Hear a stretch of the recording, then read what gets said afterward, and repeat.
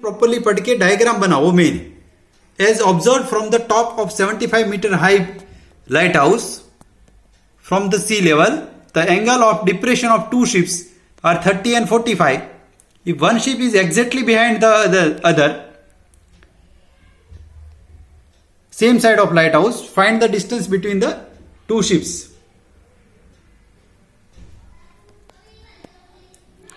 तो देखो हमेशा कोई भी एंगल है वो हॉरिजॉन्टल लाइन के साथ ही बनता है, तो यहां हॉरिजॉन्टल लाइन बना के हमें एंगल बनाना पड़ेगा। तो देखो आपका जो हॉरिजॉन्टल लाइन है लाइट हाउस से टॉप से हम देख रहे हैं, तो वहां पे हॉरिजॉन्टल लाइन, डिप्रेशन के एंगल हॉरिजॉन्टल लाइन से नीचे बनते हैं। तो एक शिप का एंगल वो है 30 डिग्री, एक शिप पे जो एंगल बन रहा है दैट इज 30 डिग्री, और दूसरे शिप का एंगल बन रहा है 45 डिग्री। 45 कहां से, पूरा बड़ा है। ऑलवेज एंगल हॉरिजॉन्टल लाइन के साथ ही बनेंगे। तो ये हॉरिजॉन्टल लाइन डिप्रेशन या एलिवेशन या डिप्रेशन, दोनों के दोनों एंगल हमेशा हॉरिजॉन्टल लाइन के साथ ही बनते हैं। डिप्रेशन के एंगल हमेशा हॉरिजॉन्टल लाइन से नीचे बनते हैं। तो एक शिप का एंगल 30, दूसरे का एंगल 45। तो ये दो शिप है उसके एंगल 30 and 45, जो क्वेश्चन में लिखे है कि angle of depression are 30 and 45 respectively. तो और बिल्डिंग का हाइट जो गिवन है वो 75। देखो यहां एक और भी चीज आपको पता है कि ऐसा जब जेड जैसा शेप फॉर्म होता है तो अल्टरनेट इंटीरियर एंगल बनते हैं।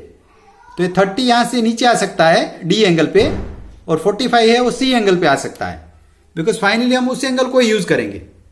ट्राइंगल के अंदर जो एंगल है वही हमारे काम के है, बाहर के एंगल हम वर्कआउट नहीं कर सकते। तो हमने कौन सा यूज किया, अल्टरनेट इंटीरियर एंगल से हमें उन दोनों को अंदर ले लिया, वो हम लिख भी देंगे।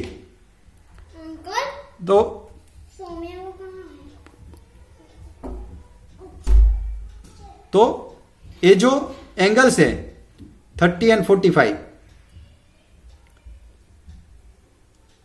वो इस डायग्राम में 30 and 45 एंगल्स अंदर आ गए, हम वर्कआउट भी करेंगे उसका। तो let A B 75 metre high lighthouse and C and D are two ships, से सामने डिस्क्रिप्शन लिख दिया। अब ने सिलेक्ट किया triangle ABC, triangle ABC select किया।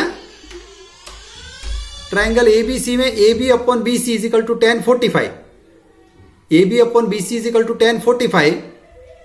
तो ए बी का वैल्यू 75, 10 45 का टेबल वैल्यू होता है 1, तो बी सी बन गया 75। A B upon B C is equal to 10 45, A B का वैल्यू 75, बी सी हमें पता नहीं है, तो A B upon B C, तो बी सी का वैल्यू हो गया 75। In triangle A B D, दूसरा ट्राइंगल हमने बड़ा सा ट्राइंगल लिया ए बी डी, उसमें A B upon B D is equal to 10 30। In triangle A B D, A B upon B D is equal to 10 30। A B का value तो 75 already है, B D है B C plus C D, तो B C का value 75 और C D का value हमें पता नहीं है, तो हम इसको वर्कआउट करेंगे। तो सी डी हमें फाइंड करना है, तो C D is equal to 75√3 minus 75, 75√3 minus 75, तो उसका वर्कआउट किया तो distance between two ships is equal to 75 bracket में √3 माइनस 1। यहां पे भी आप चाहो तो √3 का वैल्यू रख सकते हो, √3 का वैल्यू 1.73 होता है, आप चाहो तो वैल्यू रख सकते हो।